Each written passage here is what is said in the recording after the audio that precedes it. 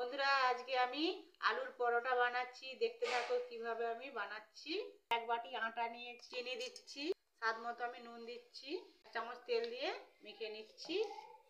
আটাটাতে জল দিয়ে মেখে নিচ্ছি। বন্ধুরা, আমার আটাটা মাখানো হয়ে গেছে। এবার আমি রেস্টের জন্য 5 মিনিটের জন্য রেখে দিচ্ছি। সিদ্ধ হয়ে গেছে। এবার আলুর জন্য আমি মশলাটা করে নিচ্ছি। গোটা লঙ্কা শুকনো নিয়ে নিয়েছি, হালকা আঁচে ভালো করে ভেজে নিতে হবে। এবার 1/2 চামচ জিরা দিয়ে দিচ্ছি। বন্ধুরা, এবার আমি আলুটা ভালো করে হাত দিয়ে মেখে নিচ্ছি। আমি নুন দিয়ে দিচ্ছি, চামচ তেল দিয়ে দিচ্ছি, মশলাটা দিয়ে দিচ্ছি, ধনে পাতা কুচনো দিয়ে দিচ্ছি।